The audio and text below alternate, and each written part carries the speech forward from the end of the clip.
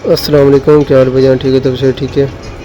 मैं हाँ मोहम्मद अदनान ते वेंदे पे मैं सी अपने गाँव ते गड्डी चेक करो, कमाली लगी हुई है। ते बस चेक करो कितनी ही खूबसूरत लग रही है। चेक करो, आए हाय चस आंदी पई है।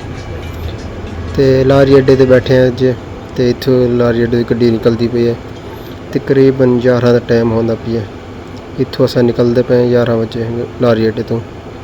सामने देखो मीनार पाकिस्तान के खूबसूरत नज़ारे।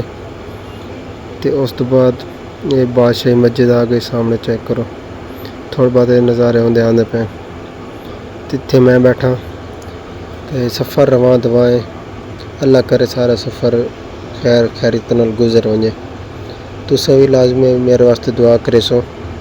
तो बाद गड्डी ते लग गई नसीबुल हाल तो गड्डी रवां दवां वेंदी पई है। सारे राह ये नसीबुल हाल लगा रही है, बड़ा ही मज़ा है। चेक करो उस तो बाद असां पहुँचे तकरीबन 12-1 बजे ठोकर न्याज बेगते। तो ये चेक करो गड्डी हाली खाली है कुछ। तो चेक कर इतने मैं बैठा ठीक हो गया। कुछ सफ़र करने तो बाद मैं को आ गई नींदर। तो सफ़र तो थका होया से सफ़र रवां दवां थींदा पिया अपने आप दी नींद पूरी करने पे 2-3 घंटे नींद करने तो बाद अल्लाह पहुँचे असां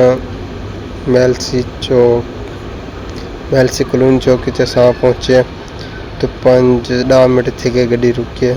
तो रुकने तो बाद फिर असां अगह सफ़र वहाँ थिए। माशाअल्लाह सफ़र तो सही गुजरा। तो उस तो बाद तकरीबन 6 का टाइम आई तो पहुँचे हैं पुल गाजियाबाद से। उत्थों एक छोटे बेली फ़ोन किया वॉइस आप लै गया। थैंक करें आज की वीडियो एंड। क्या वीडियो अच्छी लगे channel subscribe like share comment लाजमी करें।